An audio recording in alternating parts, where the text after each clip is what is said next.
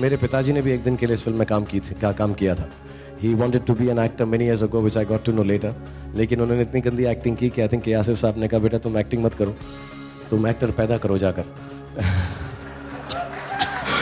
So he told me this story when I was very young. So I have this मेरा बहुत एक emotional सा attachment है without being attached, and I know the family now of Asif साहब. So I feel I told them this story. Ajit साहब का role शायद उनको पठान का एक कैरेक्टर चाहिए था. My father was a Pathan, so he was chosen.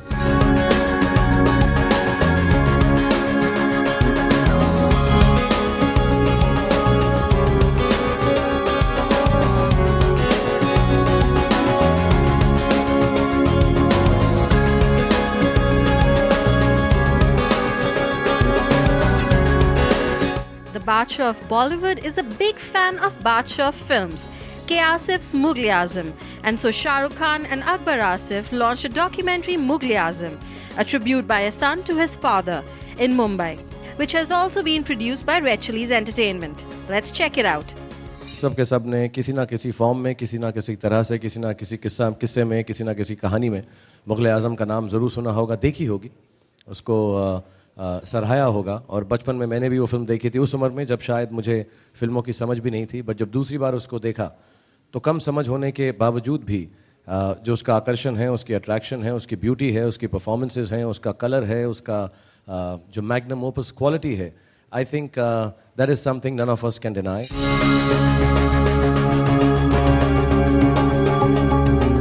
Shahrukh, आजकल आपके सर का बोझ काफी बढ़ गया है. सारी दुनिया का बोझ उठाता हूँ दोस्त मैं. ये क्या बोझ है? क्या ये असली है, नकली है? आपको आज साथ में नहा कर देख लो.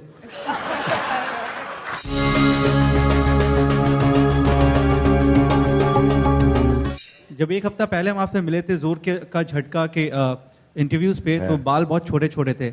अचानक ही एक हफ्ते में इतनी लंबाइयाँ कहाँ से आ गई आपके बालों के अंदर? तभी तो सुपरस्टार हूँ दोस्त.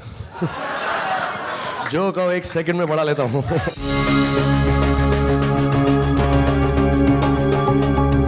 शाहरुख, तकरीबन 7 साल पहले फिल्म आई थी सलमान खान की तेरे नाम. शायद आपने देखा होगा.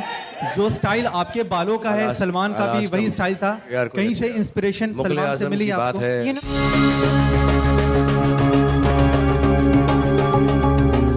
डॉन के दुश्मन की सबसे बड़ी गलती ये है कि वो डॉन का दुश्मन है. और उसकी डॉन की मेरा फेवरेट डायलॉग है. उसमें कोई बोलता है डॉन को कि तुम्हारी माँ तुम्हारे सारे बुरे कारनामे देखकर कितना बुरा मानती. तो वो उनको बोलता है कि नहीं इंस्पेक्टर साहब, आप मेरी माँ को नहीं जानते, वो बड़ी खुश होती हैं सब देखकर.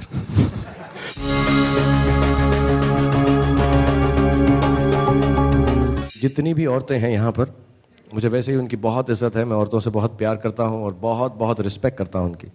लेकिन पिछले 7 दिन में ये एक्सटेंशंस लगाने के बाद जो मुझे मालूम पड़ा है कि जो औरतें, मतलब उनका माँ का रूप सराहनीय है, बहन का रूप सराहनीय है, बीवी का, गर्लफ्रेंड का, सब रूप सराहनीय है, लेकिन ये जो लंबे बाल रखकर आप घूमती हैं, मतलब जेन्युइनली, मतलब मैं आप लोगों के पाँव पड़ना चाहूँगा कि ये कैसे कर लेते हैं. मैं सुबह उठता हूँ, नाक में बाल, कान में बाल, गुंजल पड़ जाते हैं, धोने में तकलीफ होती है, 3 लोग कंघी करते हैं.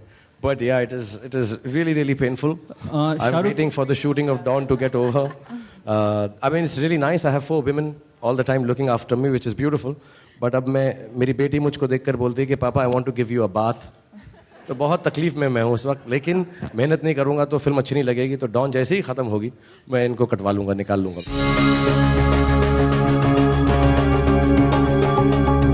Who's been the most empowering woman in your life? I'd like to believe emotionally maybe with a bias. I think my mother, I think, has been the most positive influence on my life. I always think of my mother and say this to everyone. I think my mother was a soldier, inspired, who did not know what she was doing, who had just been given orders, carried them on, and went away, leaving a big vacuum in my life, like all mothers do. So I think every woman is a soldier, and I believe that my mother was a soldier, and I miss her the most.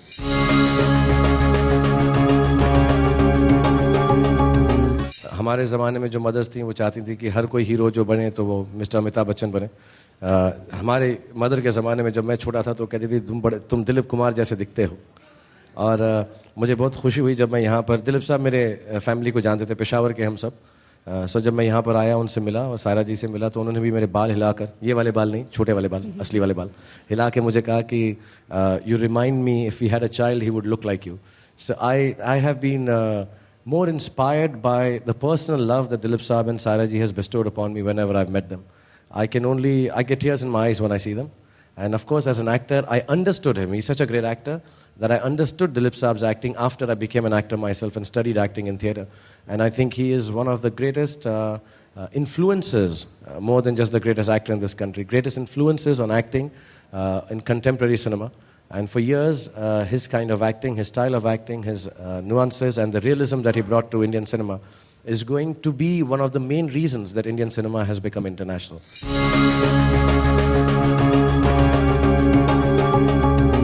I can't sing, darling, but जब प्यार किया तो डरना क्या, I think that's a fantastic song. I think it's a very youthful song. मुझसे नहीं गाया जाता, मैं ऐसी ऐसी हमाकत नहीं कर सकता मैं यार. प्यार किया तो डरना क्या, जब प्यार किया तो डरना क्या, प्यार किया कोई चोरी नहीं की, प्यार किया. I would like to say it in public that Gauri is too young to have liked this song, and she'd like me to say that, but no. No, I didn't sing the song for Gauri. No, I didn't sing the song.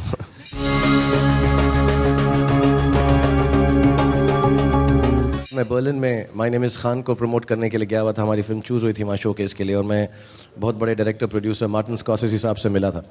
And all he talked about to me there was that how he's trying to dedicate the rest of his life, apart from making and producing and directing films, is to preserve some great cinema. And in that talk, he even talked about some Indian films of Mr. Ritwik Ghatak that he wanted to preserve, bring them back.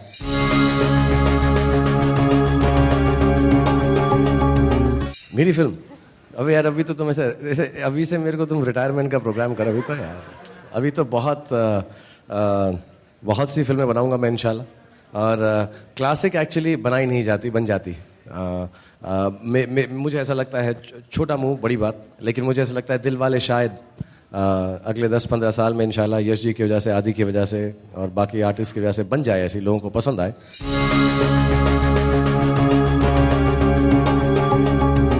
I remember my mother used to love Pakiza, but मेरे बच्चों को पाकीज़ा के बारे में नहीं मालूम है. बहुत सारी है. I mean, I can just go on and on. Raj Kapoor साहब की इतनी सारी फिल्में हैं. And you know, there's so much work that can not only be preserved but be represented in a new way. Whether it's colorized, whether it's 3D, whether it's just touched up, whether the sound is improved. I think there's so many things we can do to introduce. Like in a small way we are trying to do with Devdas. But remaking is not the answer. I think the old film, if that can be brought back and presented in a new way, to the younger generation, will be wonderful.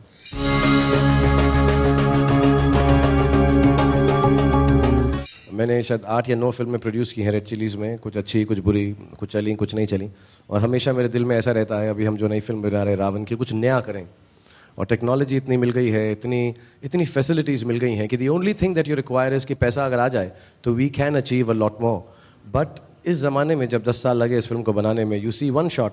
अभी जब public जा रही है या जो elephants आ रहे हैं, खूबसूरत है, आर्टिस्टिक है, मैग्नम ओपस है, बड़ी है और ऑब्वियसली एक्सपेंसिव है.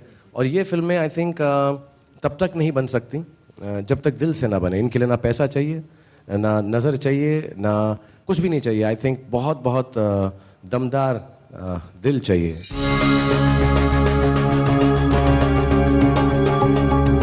इन बालों के साथ तो अनारकली का ही रोल मिलेगा दोस्त.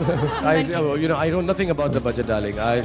मुझे अपनी कमाई का नहीं मालूम है. We are selfish actors. I think I'm a selfish actor. This is about the documentary that we've done, and Mughal-e-Azam, of course, the greatest film ever made in India. Mughal-e-Azam is the mother of all films. और माँ का remake नहीं होता.